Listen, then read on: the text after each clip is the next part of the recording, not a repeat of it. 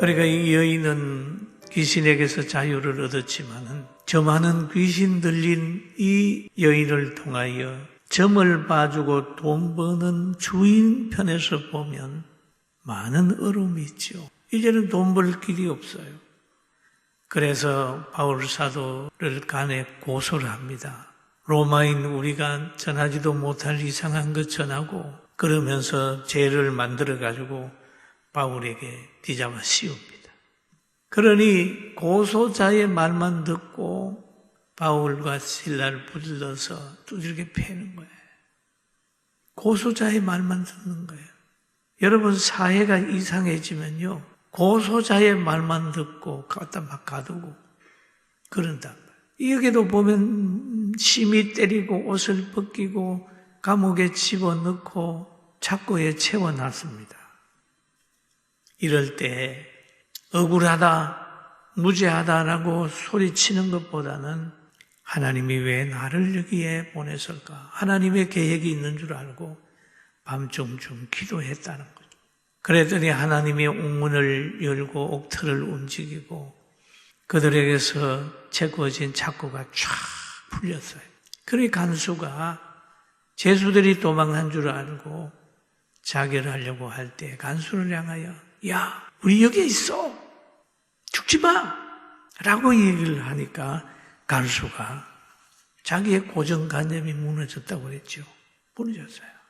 문이 열리면 죄수들은 도망간다고 하는 그런 생각으로 무장되어 있는 간수. 그래서 철저하게 문단속을 하는 그가 문이 열렸는데 죄수들이 도망 안 가고 있는 모습에서 충격을 받은 거예요.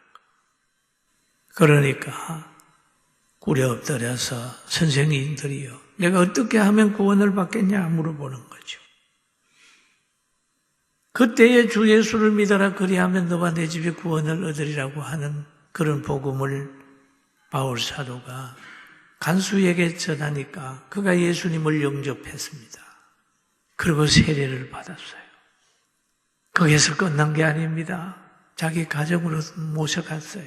함께 식사도 하면서 그 온 가정에 구원받는 역사가 나타나게 된 겁니다. 할렐루야.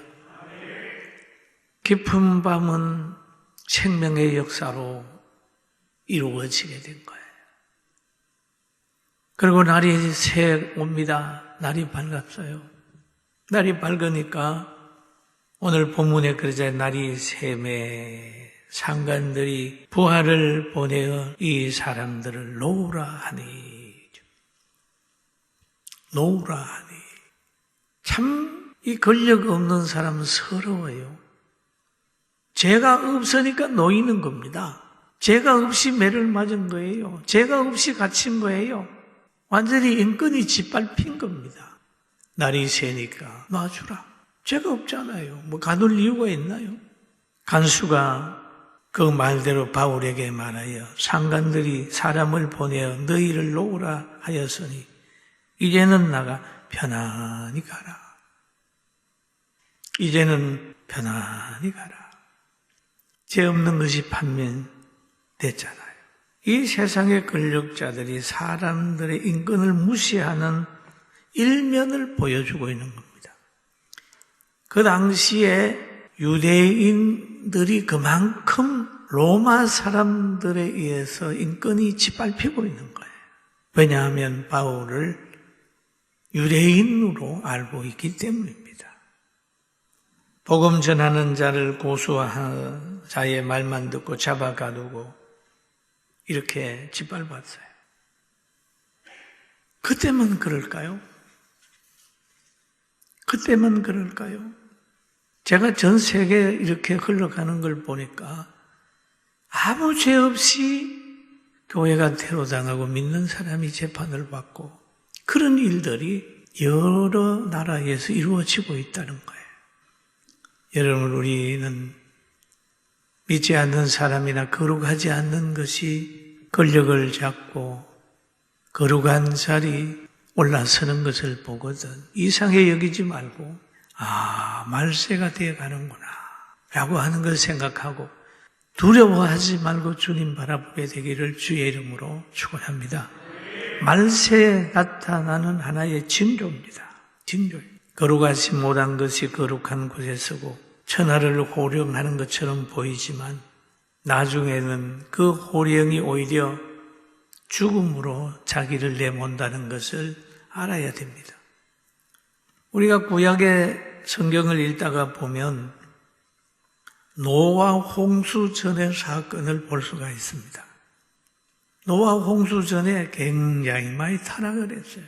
택한 백성과 택하지 않는 사람들 시집가고 장가가고 하는 거기에 완전히 매몰돼 버렸습니다. 총체적인 타락이 이루어졌어요. 그런데 하나님께서 노아의 가정을 불렀습니다. 노아야, 방주를 지어라. 그런데 노아는 방주를 짓는 겁니다. 그것도 바닷가에 짓는 게 아니에요. 산 위에서 짓는 거예요. 모든 사람은 먹고 마시고 놀고 쾌락하고 있는데 방주를 산 위에 짓고 있으니까 보기만 해도 우습잖아요. 그렇잖아요. 우습잖아요. 오늘 안 믿는 사람이 예수 믿는 사람 보고 그럽니다. 뭘 그렇게 욕먹으면서 교회 가냐. 주일날 놀러도 안 가고. 그러면서 자꾸 그런 얘기를 하거든. 우리 보고 어리석은 사람으로 볼 수 있어요. 그러나 여러분과 저 어리석은 사람 아닙니다. 믿습니까? 믿습니까? 어리석은 사람으로 평가받을 때 있어요. 전 그런 평가 많이 받았어요. 예수 믿고 얼마 있다가 아는 사람 좀 만나보면 예수님이 밥 먹여주냐. 예수님이 밥 먹여주냐. 하나님이 어디 있어? 하나님이 있다면 저렇게 나쁜 사람이 득세하냐? 이런 식으로 해서 비아냥대는 거예요. 그런데 제가 한 3, 40년 지나 보니까요. 역사 속에서 하나님의 백성이 잘 살고 하나님의 교회가 승리하는 게 보이더라니까요. 할렐루야. 아멘. 예수님을 십자가에 못 박아 죽인 그들은 무너졌지만, 로마는 무너졌지만 그리스도의 나라는 세계를 지배하고 있다. 그리스도의 나라는 무너지는 나라가 아니에요. 보세요. 노아가 얼마나 어리석게 보였지만 홍수 심판이 시작이 되니까 다른 사람은 싹 쓸어버리고 노아의 가정 구원받고 그 강활한 대지의 주인이 됐어요. 세계적으로 제일 땅 부자가 누구냐? 노아 같아, 노아. 다른 사람들 다 죽어버렸으니까 다. 우리는 이런 모든 것을 보면서 어리석게 보이지만 진리는 따라간다면 결과는 아름답습니다. 할렐루야. 아름다운 거예요. 그래서 여기에 보게 되면은 바울 사도를 보고 그냥 평안히 나가라. 그럴 때 바울이 그럽니다. 바울이 이르되 로마 사람인 우리를 죄도 정하지 아니하고 공중 앞에서 때리고 옥에 가두었다가 이제는 가만히 내보내고자 하느냐? 아니라 그들이 친히 와서 우리를 데리고 나가야 하리라. 깜짝 놀라는 거죠. 유대인인 줄 알았더니 바울 사도가 로마 사람이에요. 만약에 잡혀서 매맞을 때 때리려고 할 때 난 로마 사람이야. 한마디만 했으면 안 맞는 거예요. 한마디만 했으면 감옥에 안 들어갑니다. 그런데도 가만히 있는 거예요. 왜? 하나님이 그 감옥에 간수를 전도할 계획이 있는 것을 제가 보니까 알았을 것 같아요. 인위적인 방법으로 피하지 않았어요. 늘 바울 사도는 빌립보 1장 29절에 이렇게 얘기하죠. 그리스도를 위하여 너희에게 은혜를 주신 것은 다만 그를 믿을 뿐 아니라 또한 그를 위하여 고난도 받게 하려 하심이라. 하나님께 은혜를 받고 그리스도를 통해 은혜를 받았는데 그리스도의 일을 하려고 하면 고난도 동반하는 걸 알기 때문에 고난을 피하지 않았습니다. 내가 직분이 뭔데 하면 고난을 미꾸라지처럼 자꾸 피해가는 게 아니라 복음을 위해서 고난을 받으면서도 하나님의 뜻을 먼저 생각했다는 거죠. 복음을 위하여 소속과 신분을 선용했습니다. 육신의 평안을 위하여 사용하지 않았습니다. 사랑하는 성도 여러분, 혹시 성직이나 하나님의 주신 특별 은총을 육신의 정욕을 위하여 사용하지 않나요?